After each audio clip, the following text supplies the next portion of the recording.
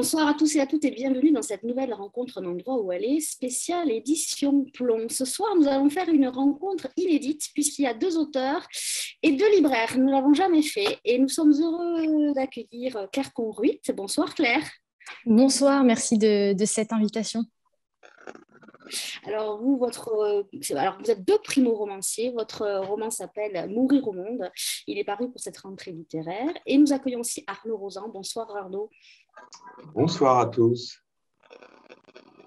Votre livre s'intitule L'unique goutte de sang. Pour vous interroger ce soir, on retrouve Aurélie Janssen de la librairie Page et Plume à Limoges. Bonsoir, Aurélie. Bonsoir. Alors, on va vous expliquer le principe, c'est-à-dire que je vais commencer avec Claire et puis dans à peu près 20 minutes, on passera le relais à Aurélie et à Arnaud. Donc, Aurélie et Arnaud, je vais vous libérer et puis moi, je vais commencer avec Claire, avec ce roman-là, voilà, Le bruit du monde. Je vous dis à tout à l'heure, Aurélie et Arnaud. À tout à l'heure. Alors, Claire, quel premier roman ? Moi, j'avais demandé votre nom parce que c'était le titre qui m'avait interpellée. Je vais vous demander cet exercice de résumer en 1 minute votre premier roman. Alors, ce premier roman, c'est l'histoire d'une religieuse qui est dans un couvent, dans une communauté depuis 20 ans. Et quand on la retrouve, elle en a 40. Et elle traverse ce qu'on appelle une crise de la vocation et ce qu'on peut aussi appeler une forme de crise existentielle. Et c'est aussi à ce moment-là qu'elle va être en charge de former une jeune femme qui s'appelle Jeanne et qui veut, elle, rentrer dans ce couvent et qui est pleine de joie, qui est pleine de fougue, qui est en fait le contraire absolu de Sœur Anne. Et donc, cette histoire raconte leur amitié et la manière dont l'une et l'autre vont pouvoir s'aider, s'aimer aussi et peut-être, pour l'une d'entre elles, se libérer. Moi, j'ai envie de dire, ouais, exactement. Alors, vous êtes journaliste, c'est peut-être pour ça. Vous avez l'habitude de faire des résumés très courts. Moi, j'ai la première question qui est venue après ma lecture, c'est comment, à votre âge, alors je vais le dire, ça ne se dit pas, mais vous avez 25 ans, comment à 25 ans, on a envie d'écrire sur la vie dans un couvent, la foi. Qu'est-ce qui s'est passé ? Racontez-nous. Alors, j'ai toujours su un jour que j'écrirais parce que c'est ce que je voulais faire profondément. Seulement, je ne savais pas vraiment sur quoi, enfin, quel sujet choisir. Et en fait, quand j'étais lycéenne, il se trouve que j'ai rencontré des religieuses, que j'étais pensionnaire dans une école qui était tenue par des religieuses. Et je me suis liée d'amitié avec certaines d'entre elles, en particulier une. Et qui n'est pas du tout Sœur Anne dans le roman, mais ce que je veux dire par là, c'est que en discutant avec ces femmes, j'ai pu en fait découvrir un peu l'envers de leur existence religieuse et au-delà de leur vocation, découvrir tout ce qu'elles peuvent traverser comme épreuve. Toutes les douleurs qu'elles peuvent ressentir, notamment à un moment de leur vie où voilà, elles ont 40 ans, elles sont au carrefour de leur vie et elles ne savent plus exactement ce qu'elles font dans le couvent et c'est un moment où le doute arrive. Et quand le doute arrive, et ben, pour certaines, ça les grignote. Et donc voilà, je me suis dit que ce serait un beau sujet, que ce serait un beau défi d'écrire, surtout aujourd'hui sur un couvent. On ne peut pas dire que ce soit un sujet très à la mode. Non. Et tout l'enjeu était de rendre les doutes et les questions de Sœur Anne universelles. En tout cas, de faire en sorte que le lecteur puisse s'y identifier. Alors ça c'est très réussi parce que effectivement on est dans un huis clos dans un couvent et à travers votre écriture qui est à la fois poétique, qui est à la fois sensible, il y a plein de douceur et très lumineuse, on arrive nous à s'identifier alors qu'on n'est pas du tout religieux. C'est ça qui est dingue. Ouais, mais franchement, c'était mon objectif dès le départ. Je ne voulais pas écrire un roman pour des croyants. Je suis très contente qu'il y ait des croyants catholiques puisqu'il y en a qui ont bien aimé le roman. Mais je voulais absolument surtout raconter la vie d'une femme qui a fait une promesse et qui, quand on la rencontre, ne sait plus pourquoi elle l'a faite.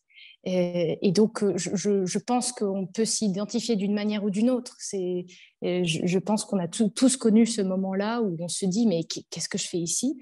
Et comment je fais pour m'en sortir. Alors, nous, c'est facile, et encore, de se dépêtrer de ce genre de situation. Avec Serhan, c'était vraiment... Enfin, c'est le pire, puisqu'en fait, à la fois, elle ne peut plus rester puisqu'elle ne se reconnaît plus à l'intérieur de ce couvent, et à la fois, elle ne peut pas partir, puisque le monde lui est tellement inconnu, ça fait 20 ans qu'elle ne l'a pas côtoyé, et donc elle est coincée dans cet entre-deux, un peu, entre deux mondes, comme ça. Et voilà, je me suis dit que d'un point de vue romanesque, ce serait intéressant d'explorer cet entre-deux. Alors, vous décrivez très bien le couvent, qui est un monde à part, un monde à soi. C'est aussi l'histoire d'une rencontre, ce roman. Et vous écrivez, vous faites dire à Anne qu'elle croit en la grâce des rencontres. Est-ce que vous croyez en la grâce des rencontres? Oui, j'y crois d'autant plus que j'en ai pas fait beaucoup.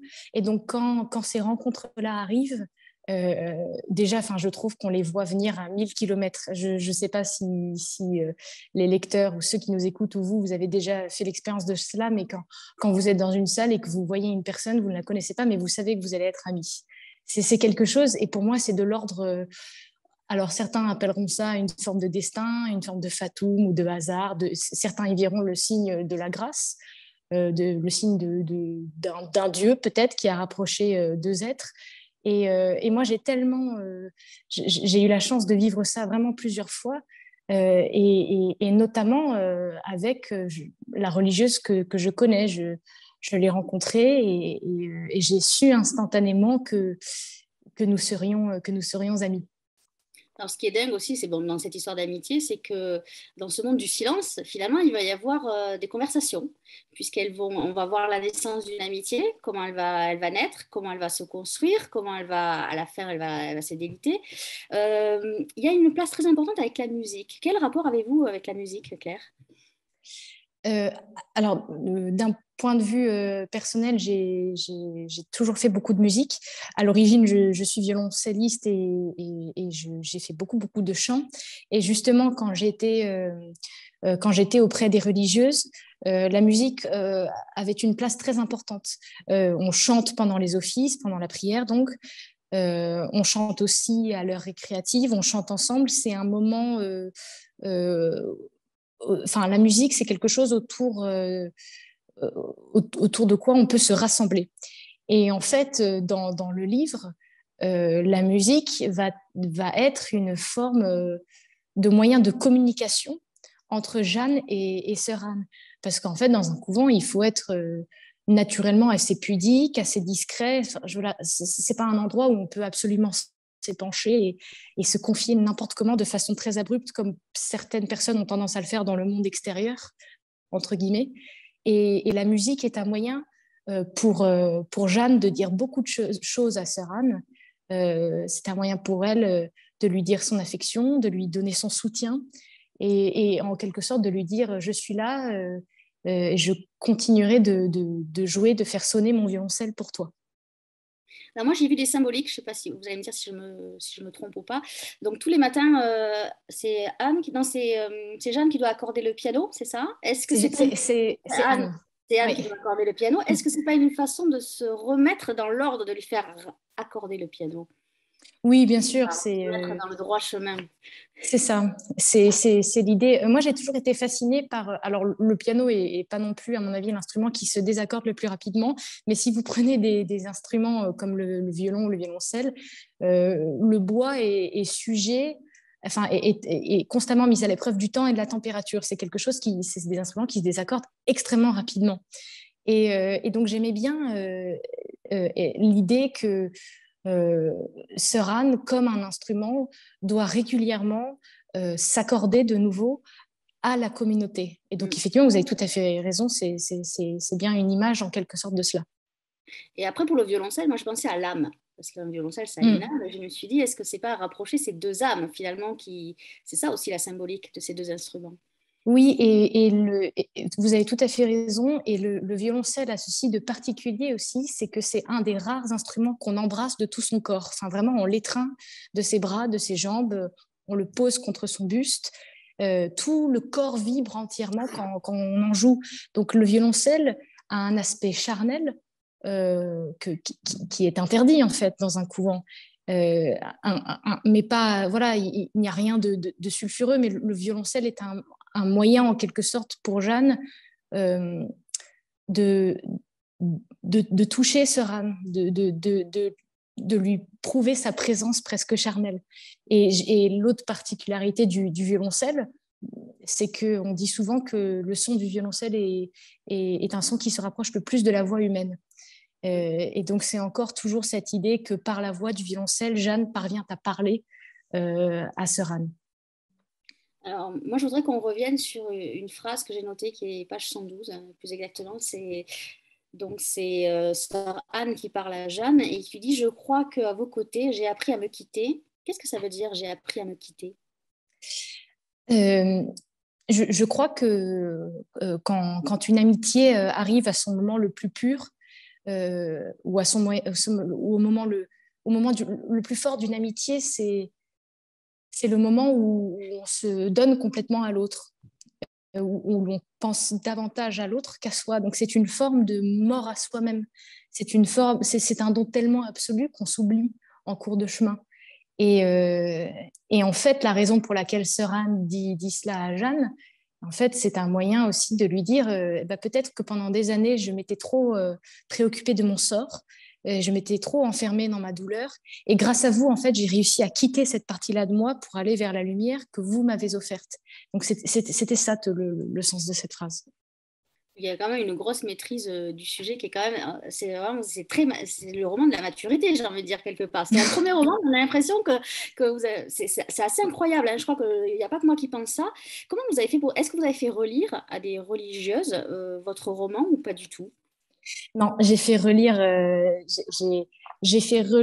le manuscrit à une seule personne qui m'est très proche, et ce n'était pas une religieuse.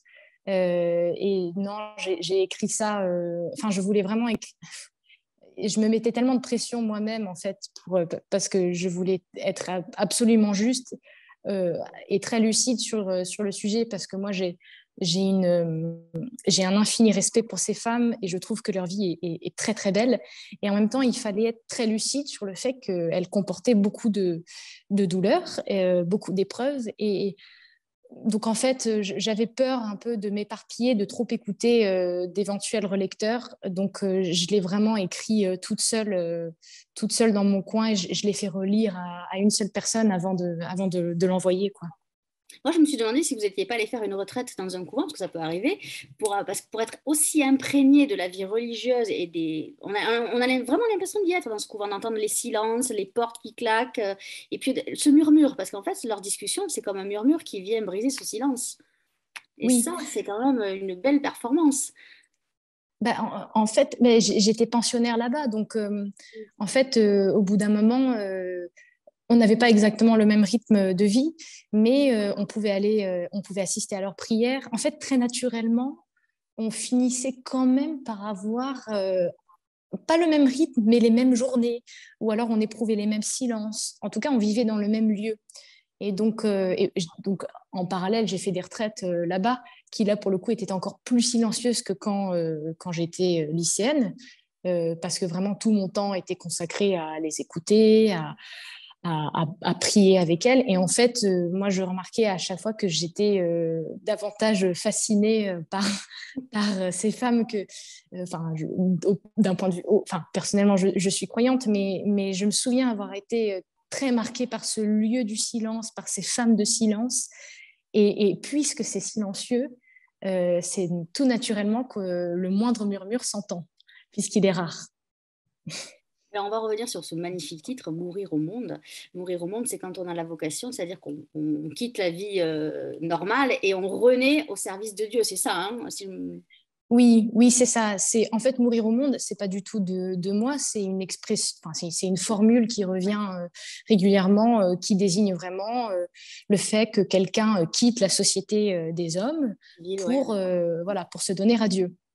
On peut parler, les moines meurent au monde, les religieuses meurent au monde. Et donc, c'est effectivement l'idée de quitter le monde et non pas de le fuir. C'est peut-être cela l'erreur de Seuran, mais c'est l'idée de quitter le monde pour y renaître après s'être donné à Dieu.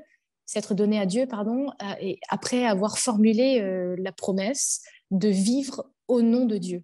Et donc, c'est effectivement toute l'idée de cette espèce de mise à mort et de renaissance à la lumière. Et ce qu'il y a aussi de remarquable, ce sont tous les échanges de lettres.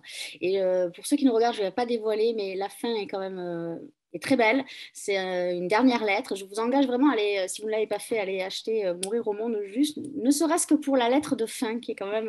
Comment ça se travaille, ça, les lettres? Parce que ce n'est pas évident, hein, parce qu'on a un peu l'impression que vous écrivez à vous-même, non? C'est... Oui, c'est c'est intéressant comme remarque. Enfin, en fait, je n'avais pas forcément prévu comment dire, de renouer avec un genre épistolaire, parce que les lettres, en fait, finalement, occupent quand même une bonne partie du roman, ou alors arrivent à un moment, à un tournant dans l'histoire.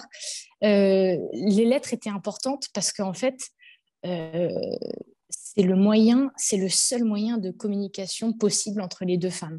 Encore une fois, il faut tellement être pudique que le seul moyen de se confier, il faut passer par un intermédiaire. Donc, soit c'est par le regard, soit c'est par la musique, soit c'est par des promenades, ou soit c'est par les lettres.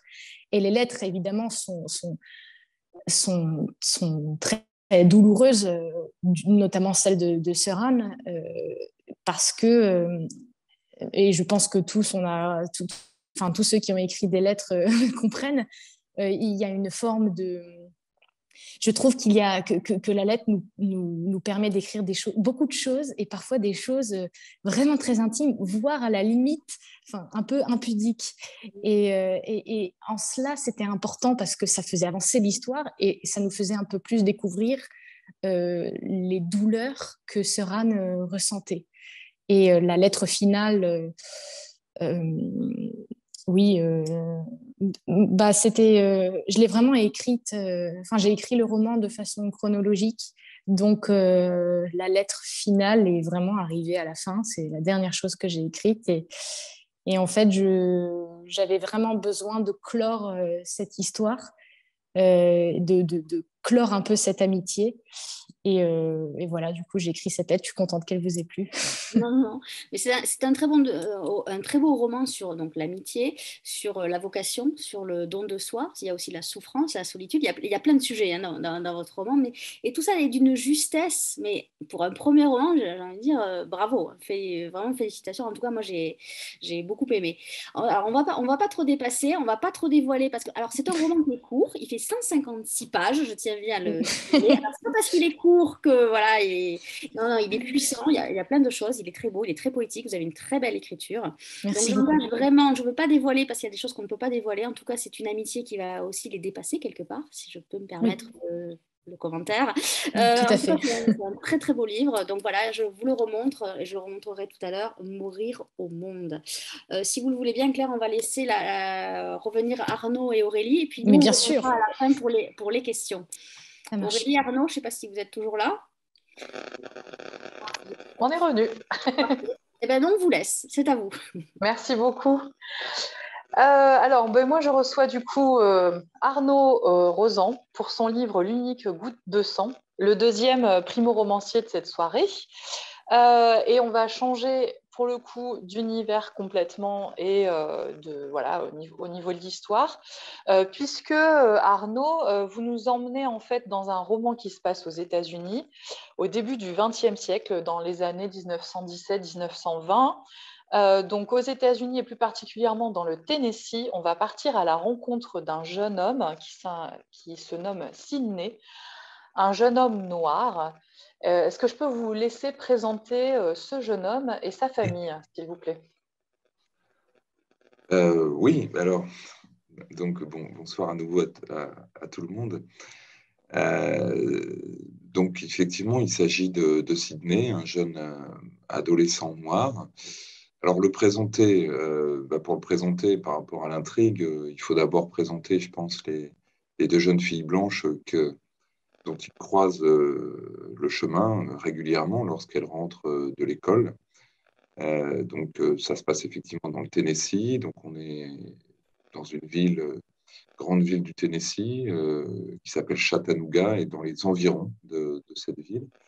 Et en particulier dans un lieu près de Chattanooga qui s'appelle le site de Lookout Mountain où, au moment de la guerre de sécession, il y a eu une bataille d'ailleurs assez mémorable entre les armées des Confédérés et du Sud.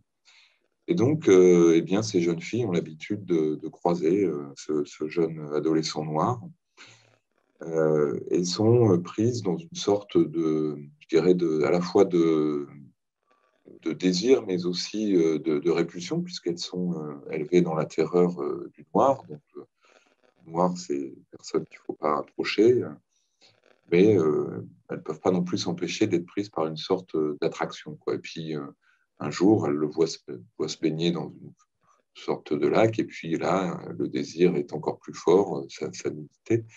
Et une se penche, elle se cache derrière un massif de ronces. Il y a des murs d'ailleurs, et c'est par hasard, puisque le mur, le fruit, la mûre est censé un peu rappeler cette chanson de Billie Holiday, hein, reprise ensuite par Nina Simone, hein, qui est Strange Fruit, et qui, quand elle a été composée dans les années 30, en fait, je dirais incarnée ces noirs qu'on retrouvait trop souvent pendus à des arbres dans les États du Sud. Et quelqu'un, à un moment donné, a composé cette chanson comme un réquisitoire contre ces lynchages. Et donc, métaphore de la mûre, et donc, une des jeunes filles se penche dans ce massif et va y tomber, déchirant sa robe, c'est gratignant, et rentrant chez elles, ayant peur d'être disputées par leurs parents, vont inventer donc ce mensonge qu'elles ont été agressées par Sidney. Et à partir de là, effectivement, on va s'enchaîner une tragédie qui est le moment, j'allais dire, clé du début du roman. Alors effectivement, cette rencontre va précipiter le destin de Sidney et de sa famille. Donc pour rappeler aussi justement un peu la famille de ce jeune homme, donc il a son père qui est bûcheron, Oui. sa mère qui est blanchisseuse, il a 2 petites sœurs de 11 ans et 9 ans, et sa mère est à nouveau enceinte. C'est des Noirs, on va dire, voilà, une famille extrêmement modeste et qui sait où est sa place aussi parce que le contexte est très particulier. Ils vivent vraiment très en périphérie de la ville. Ils sont près d'un cimetière, C'est si ça, je me rappelle bien. aussi, oui. Et c'est des gens qui sont, on va dire, conditionnés de fait par leur époque aussi à justement essayer de faire en sorte d'être les plus discrets possible parce qu'ils savent que le moindre faux pas peut les mener à cet événement funeste qu'ils vont connaître. Absolument. Est-ce que vous pouvez nous rappeler vraiment, pour qu'on ait toutes les clés pour bien comprendre aussi ce qui s'est passé, en fait, quel était le contexte à l'époque alors, pas dans les grandes lignes, hein, puisqu'on n'a malheureusement pas toute la soirée, mais quelques éléments clés, le Ku Klux Klan par exemple, ou le film Naissance d'une nation qui était sorti en 1915, et ce que ça donnait en tout cas comme contexte et dans lequel baignait cette famille justement. Oui, alors moi, je suis pas historien, hein, donc d'abord, mille excuses pour, j'allais dire, ma façon de parler de ce contexte, hein, mais effectivement, le contexte, mais vous l'avez déjà bien brossé. On est dans ce contexte en 1919, hein, d'ailleurs, plus précisément, et alors, même 1917, si on prend vraiment le début de la tragédie, mais ensuite, il est vrai que la suite du roman, notamment quand on est à Chicago et à New York, est plutôt en 1919. Et on est dans ce moment de la Première Guerre mondiale où les Noirs ont beaucoup participé, hein, au combat, ont été enrôlés dans l'armée et reviennent pour beaucoup, bien sûr, bon, certains morts, mais ceux qui reviennent avec, bien sûr, le prestige qui s'attache, bien sûr, aux soldats qui se sont engagés dans les combats, mais en particulier dans les États du Sud. Ce prestige, je dirais, leur est beaucoup dénié. Et c'est la raison pour laquelle beaucoup de Blancs n'admettent pas finalement qu'un Noir puisse s'être avéré aussi courageux finalement qu'un Blanc dans les combats. Et la plupart sont pris, j'allais dire, à partie, en chasse et mis à mort, en fait, quand parfois ils reviennent quand ils reviennent chez eux. Donc on est dans ce contexte-là où une violence forte s'exerce, et bien que l'abolition de l'esclavage soit encore finalement pas très lointain, ou encore enfin, à l'échelle de l'histoire, finalement, pas très lointain, mais on est finalement quoi, 30, 40 ans plus tard, et pour autant sévissent encore les lois ségrégationnistes, et en particulier ce qu'on appelle les lois Jim Crow, et qui donc fondent un certain nombre de discriminations, et en particulier dans les États du Sud, et d'où d'ailleurs le titre l'unique goutte de sang, puisque pour un peu éclairer, j'allais dire au premier degré, la portée de ce titre, l'unique goutte de sang, c'était en fait d'abord un concept, la première exception, hein, c'est un concept juridique donc qui fondait en fait les lois ségrégationnistes, et qui signifiait que si on arrivait à démontrer que dans votre ascendance, dans vos origines, au 8e degré, même au 16e degré, on retrouvait une ascendance africaine, hein, donc bien sûr une ascendance liée à la déportation, si je peux me permettre ce terme, de l'esclavage, et bien à ce moment-là, vous étiez considéré comme noir. Une unique goutte de sang, donc c'est l'idée derrière qu'il y avait une sorte de recherche de pureté des origines, hein, et que finalement, ce concept de l'unique goutte de sang, bien sûr pour nous, Français, Européens, il nous rappelle bien sûr une autre expérience, bien sûr très différente, mais bon, j'allais dire par bien des aspects assez proches dans ces concepts. Donc c'est ce contexte-là que j'ai voulu rappeler. Alors effectivement, il y a ces deux jeunes filles qui vont accuser un nègre de les avoir, voilà, de les avoir mis dans cet état. Il y a donc toute cette foule que l'on imagine comme ça partir vers la maison de Sidney, de sa famille. Et là, on assiste à ce qu'on appelait à l'époque alors, une lynche party, où effectivement, donc une scène de lynchage d'une violence insoutenable. Quand on comprend le contexte, etc., je voulais quand même savoir pourquoi vous aviez décidé de raconter cette scène. Et alors là, vous me direz que vous êtes même encore en dessous de la réalité, mais néanmoins, pourquoi vous avez décidé de raconter tout cet épisode avec une violence crue et une vérité extrêmement nue? Ouais. Alors, la, pourquoi j'ai voulu... Alors d'abord, j'ai voulu la raconter par le menu, par le détail, de manière à ce qu'on puisse percevoir sa durée. C'est la raison. On peut d'ailleurs faire ce reproche à ce texte, hein, d'ailleurs, notamment dans son premier tiers, où effectivement on pourrait se dire, Arnaud Rosan, il s'appesantit quand même beaucoup. Il y a peut-être une forme presque de voyeurisme, hein, finalement, dans cette idée. Ça peut être aussi un reproche. Là-dessus, il y a beaucoup de discussions, hein, sur la manière de montrer dans un roman comme celui-là, qui traite de ce type de questions, de montrer autant. Et moi, c'était un parti pris, effectivement. Après coup, je dirais que ce parti pris, je le relis, bien que ça n'ait pas été présent à l'époque dans mon esprit, mais je le relis, vous savez, à ces fameuses 8 minutes 46 qui ont suffi à ce policier blanc pour étouffer George Floyd. Moi, ce que je voulais montrer, mais je n'avais pas à l'époque cette idée présente, hein, cette durée, mais elle est claire quand même, hein. Après coup, je dirais, mon parti pris, c'est que ce que je voulais montrer, c'est que finalement, quand il y avait des lynchages de cette sorte, mais qui étaient plus qu'un lynchage d'ailleurs, parce que je dirais, le lynchage au sens de la loi de Lynch, hein, inventée un siècle ou deux avant par un juge du coin, c'était on pendait haut et court, hein, avec une corde. J'allais dire, ça allait assez vite. Donc, quelque part, le terme de lynchage est bien, par rapport à ça, je dirais, la brièveté du terme est bien en deçà de ce que j'ai voulu montrer. Moi, ce que je voulais montrer, c'est que tout ça, la mort, elle était administrée lentement. Donc, il fallait que j'ai une sorte de description pas à pas. Et puis, ça permettait aussi pour moi de montrer comment les victimes de ces tragédies ressentent aussi les choses, presque seconde par seconde, minute par minute, parce que même en admettant que c'était assez court, on peut imaginer aussi que pour les personnes qui en étaient victimes, quelque part, le temps est infini, même quand on est au bord, je pense, de mourir. Donc, il y avait effectivement cette intention-là très forte de montrer que ce type de rituel, le rituel a besoin de temps, a besoin de durée pour marquer les esprits. Hein. En quelque sorte, c'est des messes, hein, où finalement la haine s'y retrempait. Hein. Pour moi, Outre c'était un rituel plus qu'un lynchage. Pardon. Non, mais je disais aussi, outre l'aspect rituel, justement, ou ritualisé, ce qui est assez frappant aussi, c'est le côté spectacle. Parce qu'on vient assister à ces lynches parties, en fait, comme on viendrait au spectacle pour, comment dire, nourrir cette soif comme ça de sang, de violence, de vengeance.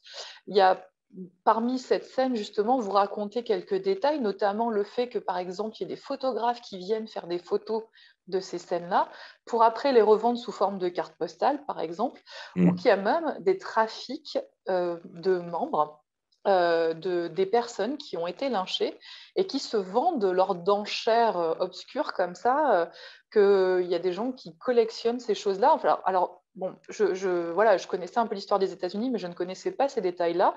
Et j'ai presque envie de dire que c'est presque ce qui rend encore les choses encore plus violentes, finalement, cet aspect spectaculaire.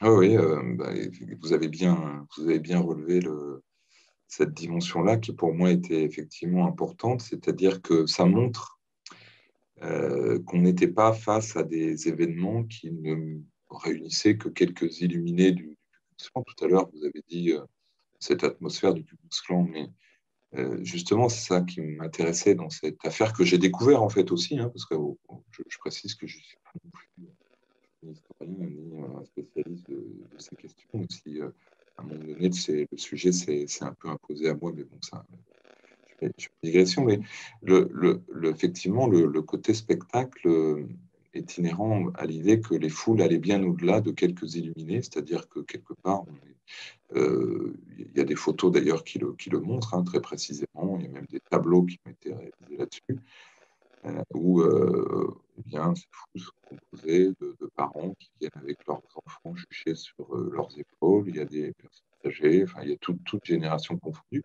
et des foules qui sont effectivement très, très importantes, quoi. C'est vraiment tout le village ou la petite commune qui participe à cette fête. Hein. C'est véritablement une fête. Et quand on regarde les images de cette époque, alors d'ailleurs qui ont beaucoup été, qui sont beaucoup repassées dans les journaux en France au moment de l'affaire George Floyd.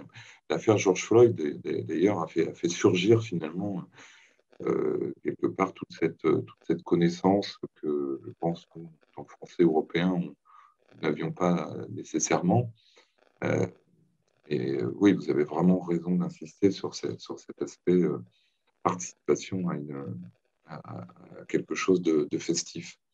Mais sachant que le festif est lié au rituel. C'est Joe Biden qui, vous avez vu cet été, s'est déplacé à Tulsa, dans l'Oklahoma, hein, justement parce qu'à un moment donné, il y a eu un massacre comme ça mais là, ça allait au-delà d'une seule victime, hein, mais qui a rassemblé des milliers et des milliers de personnes autour d'une tragédie de plus grande ampleur que celle que je décris encore.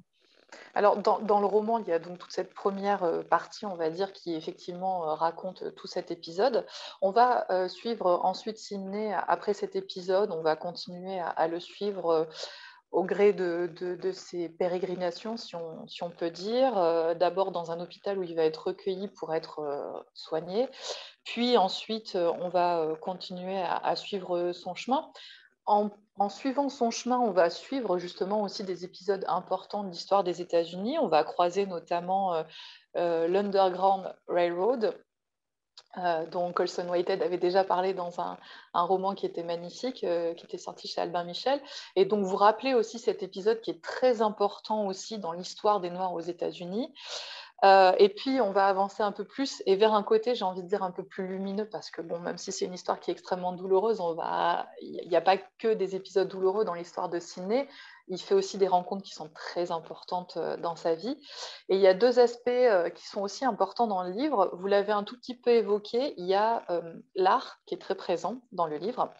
Alors, à travers la musique, là pour rattacher à proprement parler à l'histoire de Sydney, puisqu'il va arriver jusqu'à Harlem, quelle était l'importance aussi pour vous qu'on entende ces voix et qu'on entende cette musique à travers votre roman?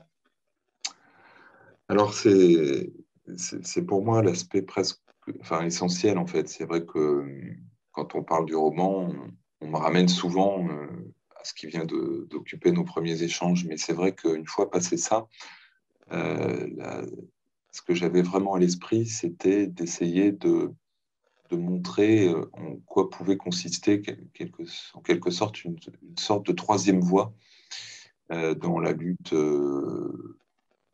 pour les droits, pour l'égalité, d'une certaine façon. Cette troisième voie, à côté de celle de Martin Luther King, bien sûr, que vous connaissez, celle de Malcolm X, qui est celle de la violence, et cette troisième voie, mais qui est là pour le coup très méconnue,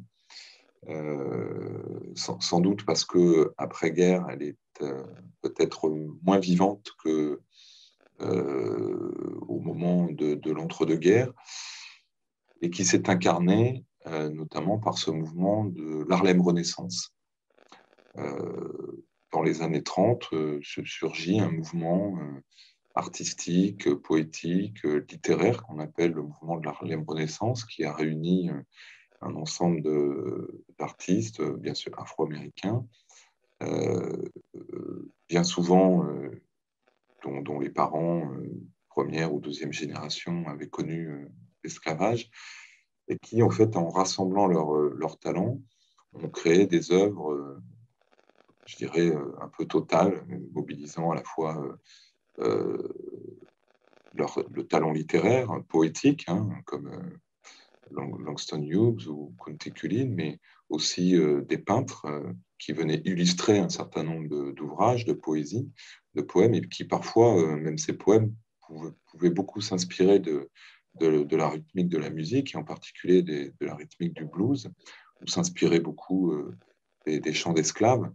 Et c'est ça que j'ai aussi voulu un peu restituer, parce que d'une certaine façon, c'est un peu cet ensemble-là que je disperse à travers un certain nombre de figures qui apparaissent, et notamment à travers la figure de Bessie Smith, hein, qui est une des pionnières, c'est comme ça qu'on l'appelle un peu partout, hein, je reprends ce terme un peu galvaudé, mais tout le monde comprend, pionnière du blues. Et c'est à travers un peu ces figures-là et ces rencontres que le héros, donc Sidney, qui d'ailleurs a perdu la mémoire, qui est amnésique, hein, on n'a pas précisé, mais justement va pouvoir un peu revenir à sa mémoire. Et c'est justement cette, cette voie-là que je voulais restituer à travers un certain nombre de personnages. Et bon, il y en a un certain nombre, on ne peut pas toutes les détailler compte tenu du temps imparti, mais pour moi, celle qui est la plus importante est celle du jardinier de la scène finale, qui est Tom, alors bien sûr en référence à un autre Tom, mais qui ne peut plus s'exprimer que par le langage des fleurs, hein, parce qu'il ne peut plus parler.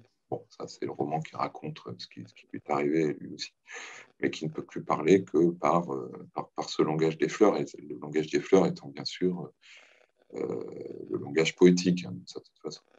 Voilà, et c'est ça qui va en fait venir au secours de Sidney, mais c'est là pour moi l'écho en fait au mouvement de l'Harlem Renaissance. Alors, parfois, je suis un peu gêné parce que cette dimension ressort assez peu dans les échanges que je peux avoir à droite à gauche. Donc, je vous remercie beaucoup de l'avoir soulevé. Parce qu'effectivement, pour moi, elle est majeure. Alors, je suppose que dans les échanges que vous avez pu avoir, on va aborder un des derniers aspects du livre aussi qui est très important, qui structure l'ensemble du livre et qui en fait aussi quelque chose qui acquiert une dimension qui va bien au-delà du livre. Souvent, dans la plupart des romans, il y a des entames de chapitres qui sont souvent des citations. Vous avez choisi en fait de commencer vos chapitres avec des noms de tableaux. C'est assez rare. Alors, je n'ai pas lu l'ensemble de la production mondiale de la littérature, mais pour moi, c'était la première fois en tout cas que j'assistais à ce genre de procédé. Et donc, effectivement, j'invite les lecteurs qui liront votre livre aussi à commencer par chercher l'œuvre s'ils ne la connaissent pas, pour éclairer le chapitre qui suit. Comment justement vous avez décidé d'articuler, pourquoi ce Ouais. choix d'abord, et comment vous avez décidé d'articuler l'écriture et ce tableau à chaque fois qui est mis en avant? Alors en fait, la première version que j'avais envoyée aux éditeurs comportait tous les tableaux en tant que reproduction, hein. Et alors pourquoi moi j'étais très attaché à ça? C'est parce que pour moi, les tableaux ont été très inspirants, mais à plusieurs titres, hein. Bah, d'une part parce que parfois, par exemple, dans le roman, il y a la figure de Grand-mât, Patsé. Eh bien, par exemple, à un moment donné, je me suis beaucoup inspiré d'un tableau d'un artiste afro-américain de l'Harlem Renaissance qui s'appelle Archibald Motley et qui a peint sa grand-mère. Et cette femme-là, telle qu'il l'a peint, m'a vraiment inspiré en tant que personnage, quoi, hein, pour ensuite la représenter avec des mots dans mon texte. Mais pas seulement, c'est-à-dire qu'à un moment donné, il y a aussi un certain nombre de tableaux qui m'ont vraiment inspiré, mais je dirais au-delà même de l'aspect figuratif, parce que un grand nombre des tableaux qui sont cités en exergue de chaque chapitre sont d'ailleurs souvent des tableaux abstraits, donc souvent plus des couleurs, des formes.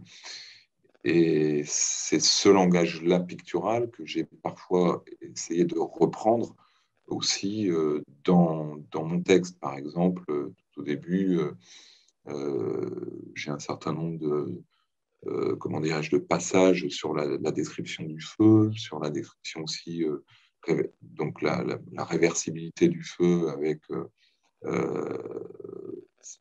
comment dirais-je, la clairière qui est elle-même illuminée de boutons d'or, parce que c'est là où vit cette famille qui va être massacrée. Donc c'est l'idée qu'il y a quelque chose qui, à un moment donné, peut très vite basculer. Et, à un moment, et pour exprimer ça, je trouvais que ce tableau de Joan Mitchell, qui s'appelle Cyprès, en plus le cyprès dans notre culture protestante, est l'arbre de la mort, enfin du deuil plutôt. Et donc ce tableau, qui est un tableau abstrait, qui est vraiment un tableau où le jaune est omniprésent, domine, et était vraiment pour moi une forme d'expression, si vous voulez, de ce que je voulais faire dans le langage, mais et d'une certaine façon, il se retrouve un peu métabolisé, si je puis dire, dans mon expression que je veux la plus, enfin, pardon du mot, c'est un peu vaniteux, mais poétique possible, quoi. Le premier tableau sur lequel s'ouvre le roman, qui est un blanc de Robert Heyman, qui a été à un moment donné moqué par Yasmina Reza dans son ouvrage Art. Moi, je l'ai pris comme étant le premier tableau qui ouvre la galerie, mais galerie dans tous les sens du terme, hein, quelque chose à la fois aussi de souterrain, parce que du coup, comme on les voit plus les tableaux dans la version qui est exposée lecteur, c'est aussi une sorte de texte caché aussi, hein, donc qui renvoie à l'art des esclaves qui était caché. Ce tableau blanc, pour moi, il est très emblématique, puisque je l'associe à mon titre qui dit c'est la peur du noir, donc le blanc omniprésent. Et dans le détail, c'est ce que j'explique aussi dans une petite note d'auteur à la fin, c'est quand on regarde quelle est la trame de ce tableau blanc, il est en fait fabriqué avec du coton. Et bien sûr, le coton étant l'élément symbolique qui rappelle l'époque des plantations. Donc ces tableaux, d'une manière ou d'une autre, en fait, ils veulent dire plein de choses, que ce soit dans leur aspect figuratif, que ce soit dans leur couleur, dans leur forme, et dans leur texture même, ils ont toujours en fait quelque chose à dire. Et c'est pour ça que pour moi, ils étaient très, très importants parce que c'est un peu aussi une sorte de fil rouge. En tout cas, j'espère que les personnes qui nous regardent ce soir auront compris la puissance de ce texte, de par ce qu'on a évoqué, mais alors ce qu'on n'aura pas le temps d'évoquer malheureusement, mais je vais résumer brièvement aussi, ce qui est très fort, c'est qu'on parle d'un moment particulier de l'histoire des États-Unis, mais que forcément on a encore des échos aujourd'hui, des tristes échos, des malheureux échos avec ce qui s'est passé. Donc ça permet de réfléchir aussi à ça. Et aussi, vous avez voulu créer un pont entre cette histoire des États-Unis et on en a entendu parler un peu en filigrane dans notre échange avec forcément notre histoire européenne et d'autres formes de ségrégation et d'autres formes de lynchage et d'autres formes voilà, de personnes qui auraient été stigmatisées dans notre histoire. Donc, il y a une histoire de paille et de poutre dans l'œil de quelqu'un. Donc, effectivement, il y a cette histoire des États-Unis, mais il ne faut pas oublier que dans notre histoire, il y avait aussi des choses à évoquer. Merci beaucoup, en tout cas, pour ce roman extrêmement puissant. Vraiment, c'est le terme qui me vient quand je lis ce livre, et pour tous ces aspects multidimensionnels. Donc, merci beaucoup. Merci beaucoup de vos mots, en tout cas, qui me touchent beaucoup. On va demander à Claire, si elle n'est pas perdue, de revenir à l'écran, si elle nous entend, parce qu'il y a des questions qui sont arrivées. Je vais en profiter pour montrer aussi le livre de Claire. Voilà. Je ne sais pas si vous voyez. Hop, il apparaît comme ça, tout le monde le verra. Parce que je ne sais pas si on a bien vu quand nous, avec Aurélie, on a montré nos livres. Donc les voilà. Claire, il y a une première question pour vous. C'est Claude qui la pose. Quelle a été la perception des religieuses sur votre livre? Alors, je leur ai envoyé assez récemment et j'ai eu, sans dévoiler le détail de leurs propos, elles ont été très touchées. Enfin, l'une d'entre elles, il y a une autre religieuse, enfin une ex-religieuse que je ne connais pas du tout qui m'a contactée sur Twitter et une autre sur Instagram voilà, pour me dire qu'elles avaient aussi beaucoup aimé, qu'elles s'étaient identifiées aux souffrances de Sœur. Donc voilà, c'était les réactions toujours très pudiques, mais bon, ça a été bien reçu. J'ai pas eu de mauvais échos pour l'instant. Voilà. Alors, il y a Marion qui a une question plus axée pour Arnaud, mais qui est aussi pour Claire. Vous avez choisi un sujet qui est assez compliqué. Et est-ce que vous avez été confronté à des censures ou des remaniements de la part de votre éditeur? Ouais, on vous a donné une Arnaud, totale liberté, mais plus Arnaud, Arnaud, je pense. vas-y. Ouais. Moi, j'ai absolument été confronté à aucune censure. Non, absolument pas. Enfin, les tableaux que j'évoquais tout à l'heure, la difficulté, elle était liée à, si on les a pas mis dans le livre, c'est parce qu'il y avait des problèmes de droit de propriété intellectuelle, pardon, et puis également de coûts.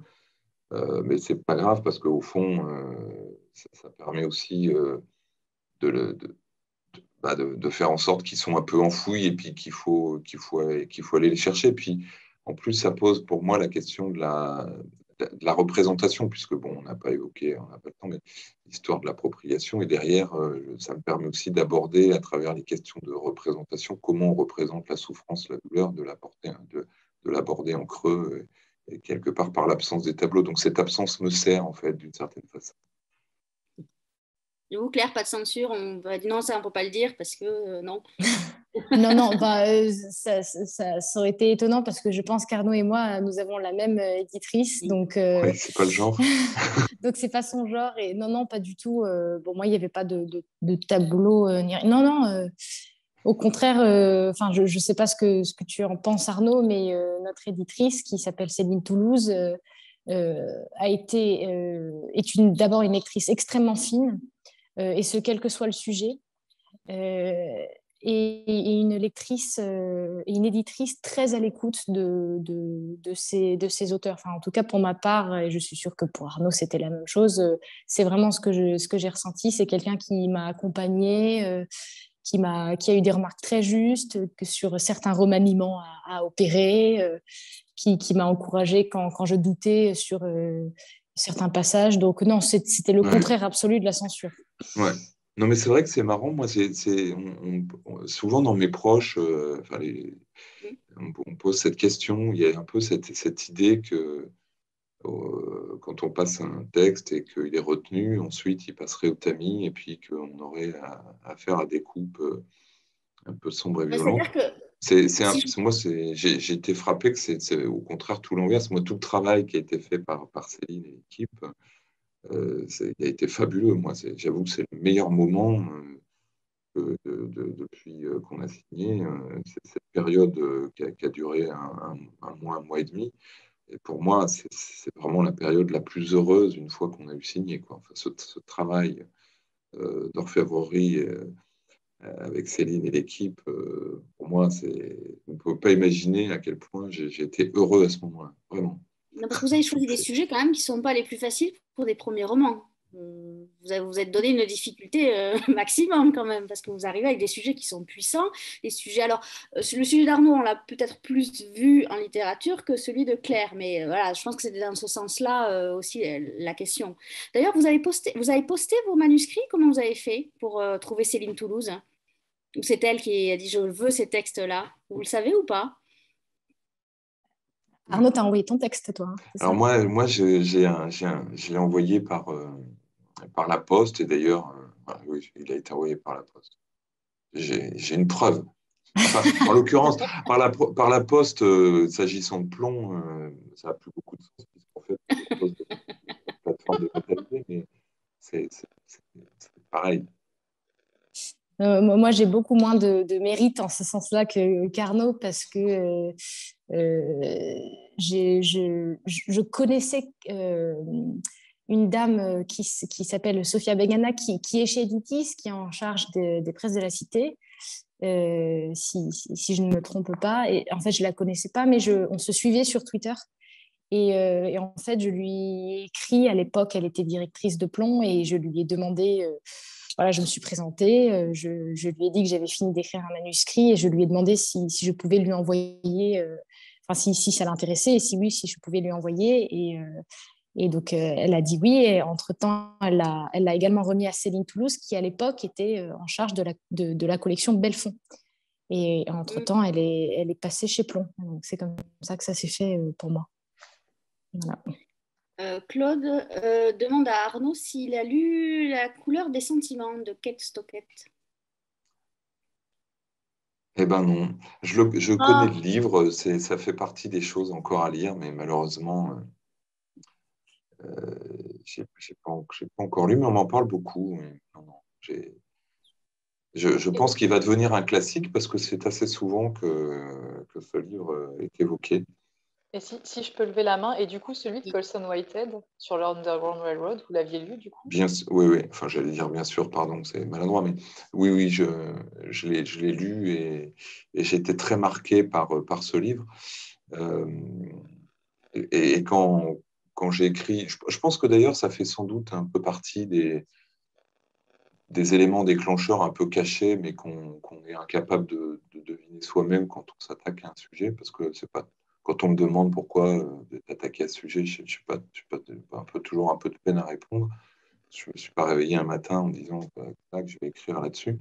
Mais c'est vrai que sans doute un an ou deux avant, j'avais lu ce livre. Enfin, j'aurais pu dater et j'avais envie d'ailleurs d'y faire écho. Et comme vous l'avez relevé tout à l'heure, j'y fais un peu écho. J'avais fait dans la première version d'ailleurs des références beaucoup plus appuyées que ça, mais finalement, bon, j'ai beaucoup enlevé. Euh,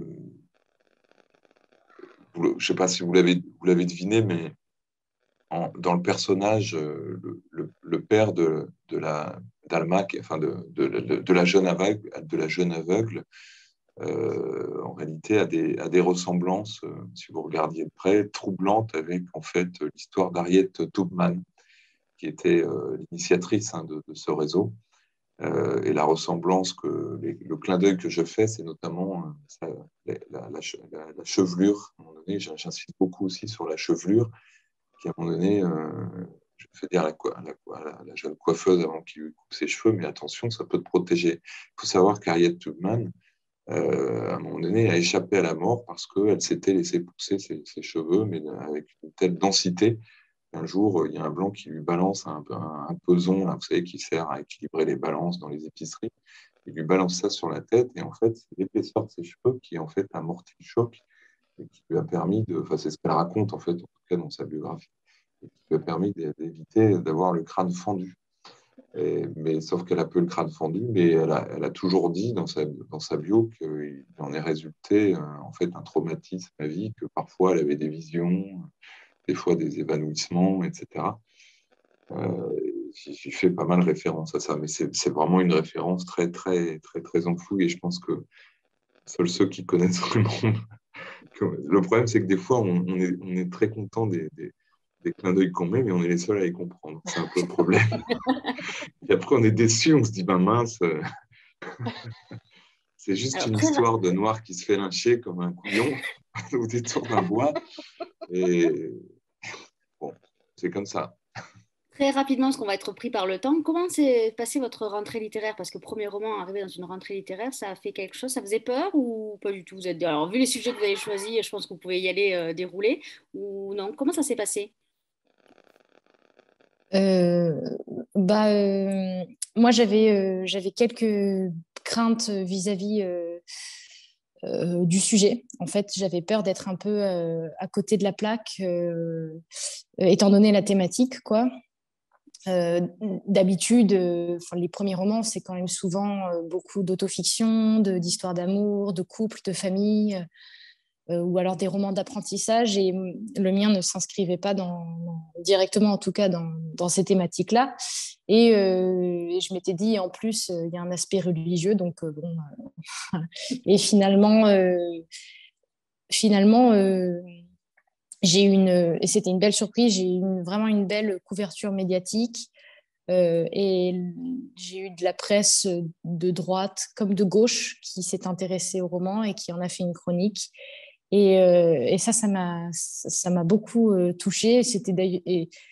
Et c'était un honneur à chaque fois. Bah, moi, je suis au Figaro, donc j'ai eu le soutien naturel, mais comment dire, pas non plus. Enfin, j'ai eu un très beau soutien.